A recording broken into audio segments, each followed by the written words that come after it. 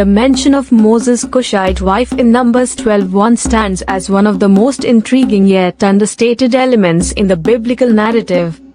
Though her presence is fleeting, occupying only a single verse, her inclusion carries profound implications that resonate far beyond the brevity of the text. This seemingly minor detail has sparked centuries of theological reflection, scholarly debate, and cultural interpretation, inviting readers to delve deeper into the complexities of race, identity, leadership, and divine justice within the biblical story. To fully grasp the significance of this mysterious figure, and the controversy she provoked, we must explore not only the context of her introduction but also the broader ramifications of her role in Moses' life and the unfolding drama of Israel's journey. At the heart of this episode lies a family dispute involving Moses, his sister Miriam, and his brother Aaron. The verse introducing the Cushite wife reads, "Miriam and Aaron spoke against Moses because of the Cushite woman whom he had married, for he had married a Cushite woman." This statement serves as the catalyst for a larger confrontation between these siblings, ultimately culminating in divine intervention that affirms Moses' unique role as God's chosen leader. While the text does not explicitly explain why Miriam and Aaron criticized Moses for marrying the Cushite woman, their reaction suggests underlying tensions, whether rooted in jealousy, cultural bias, or personal grievances, that escalate into questioning Moses' authority. What makes this passage particularly compelling is its stark brevity. The Cushite wife is mentioned only once, with no further elaboration on her background, relationship with Moses, or impact on his mission. Her fleeting appearance leaves much to interpretation, inviting readers to piece together possible reasons behind her marriage to Moses and the nature of the criticism it elicited. The ambiguity surrounding the Cushite wife has led scholars and theologians to propose several interpretations regarding her identity and significance. Each interpretation offers different insights into the biblical narrative, shedding light on the complexities of Moses' life and leadership. One prevailing view posits that the Cushite wife was a distinct individual from Zipporah, Moses' Midianite wife.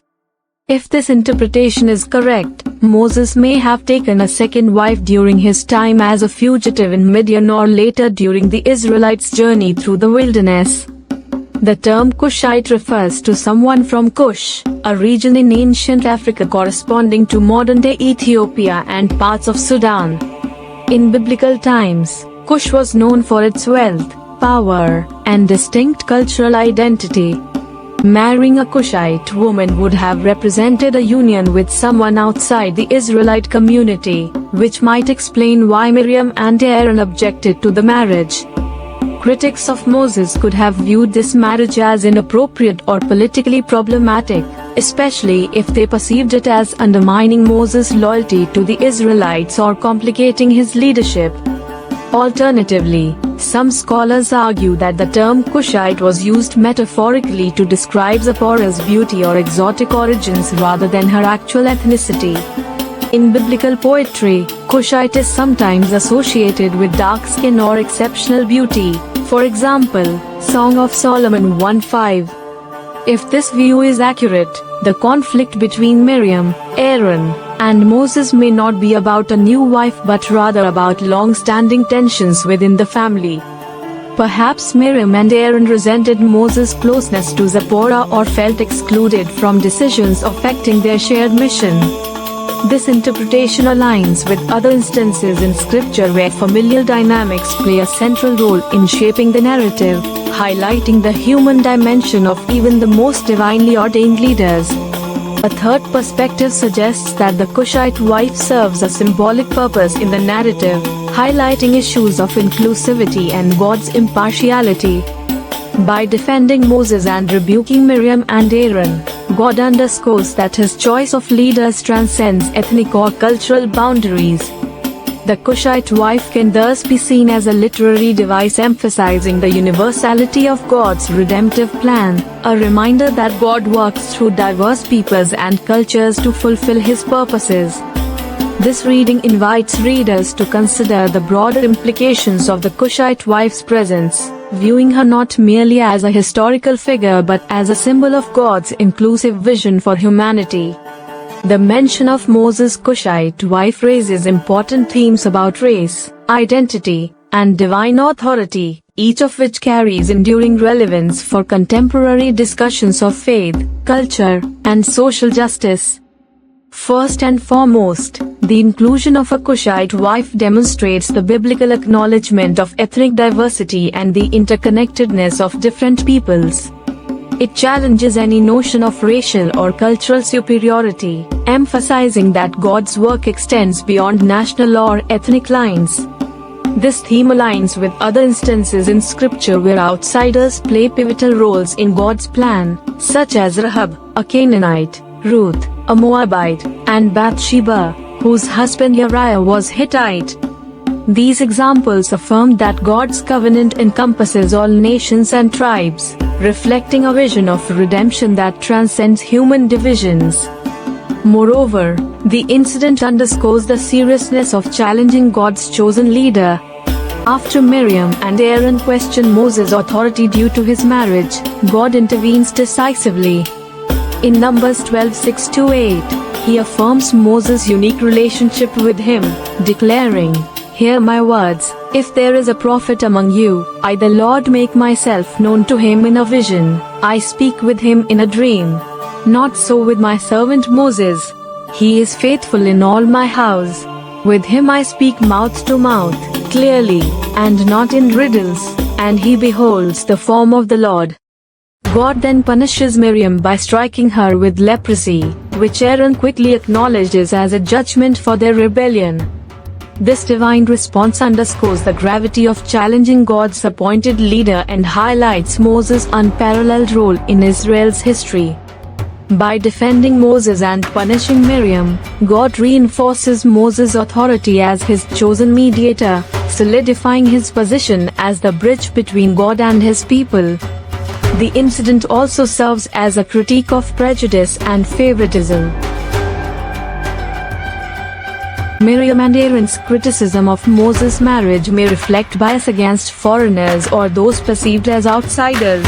Their reaction reveals the persistence of human flaws, even among revered figures like Miriam and Aaron, and illustrates how attitudes of jealousy, pride, or prejudice can undermine unity and mission. God's response affirms that his purposes transcend human biases and divisions, offering a timeless reminder of the importance of embracing inclusivity and rejecting exclusionary attitudes. Though the Cushite wife appears only briefly in Scripture, her presence carries profound significance. First, her inclusion reminds us that God's story involves people from diverse backgrounds. Even in a narrative centered on the Israelites, non-Israelites play vital roles, reflecting the universality of God's redemptive plan. Second, the episode exposes the flaws of even revered figures like Miriam and Aaron, reminding readers that no one is immune to jealousy, pride, or prejudice. It also shows how these attitudes can undermine unity and mission, offering a cautionary tale about the dangers of internal discord. Finally, the incident affirms Moses' leadership, reinforcing his authority as God's chosen mediator and underscoring the divine endorsement of his mission. In conclusion, Moses' Cushite wife remains an enigmatic figure, yet her brief appearance in Scripture speaks volumes about God's heart for diversity, justice, and reconciliation. Whether she was a separate individual or another name for Zipporah, her story invites reflection on how we view others, especially those who differ from us, and challenges us to align our attitudes with God's inclusive and impartial character. Her legacy, though understated, is a testament to the broader biblical theme that God's kingdom embraces all nations, tribes, and peoples. Through her, we are reminded that true greatness lies not in exclusion but in embracing the richness of humanity under the sovereignty of God. To expand upon this narrative further, let us delve into the cultural and historical context of Kush, examining its significance in the ancient world and its portrayal in biblical texts. Kush, often equated with Ethiopia in classical sources, was a powerful and influential civilization located south of Egypt along the Nile River. Known for its advanced agricultural practices, trade networks, and military prowess, Kush played a crucial role in the geopolitics of the ancient Near East. Its rulers, including the famed Queen of Sheba, were renowned for their wisdom and wealth, earning them respect and admiration across the region. In biblical literature, Kush is frequently depicted as a land of abundance and splendor, symbolizing both physical and spiritual richness. The association of Moses with a Kushite wife thus carries symbolic weight, suggesting a connection between his leadership and the broader tapestry of human experience. By incorporating a figure from Kush into his personal narrative, Moses embodies the principle of inclusivity that lies at the heart of God's covenant with humanity. His marriage to a Kushite woman underscores the idea that God's redemptive plan extends beyond the boundaries of ethnicity, culture, or nationality, encompassing all peoples in its embrace. This theme resonates throughout the biblical canon, from the inclusion of Gentiles in the early Christian church to the apocalyptic vision of Revelation, where individuals from every tribe and nation gather before the throne of God. Furthermore, the Kushite wife's presence in the narrative challenges modern readers to confront their own biases and assumptions about race, identity, and belonging. In a world increasingly divided by ethnic and cultural differences, her story serves as a powerful reminder of the need for unity and mutual understanding. By celebrating the diversity of God's creation, we honor the divine image reflected in all humanity, recognizing that every person, regardless of background or origin, has a vital role to play in the unfolding drama of redemption. Through the example of Moses and his Kushite wife, we are called to transcend the limitations of our perspectives and embrace a vision of community that reflects the boundless love and grace of God. Returning to the specifics of the biblical account, it is worth noting that the Kushite wife's absence from subsequent narratives does not diminish her significance. On the contrary, her silence speaks volumes about the ways in which certain voices are marginalized or overlooked in historical and religious texts. By acknowledging her presence and exploring the implications of her story, we participate in the ongoing work of reclaiming forgotten histories and amplifying suppressed voices. This endeavor is not merely academic, it is deeply spiritual, rooted in the conviction that every life bears witness to the divine and contributes to the larger mosaic of God's purposes.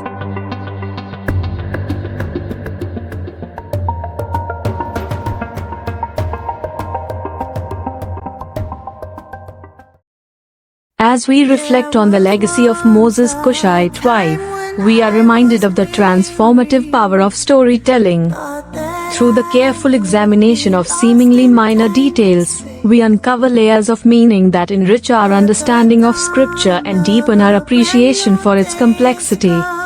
The Kushite wife may occupy only a single verse in the biblical narrative, but her impact reverberates across generations, challenging us to see the world and ourselves through the lens of God's inclusive vision.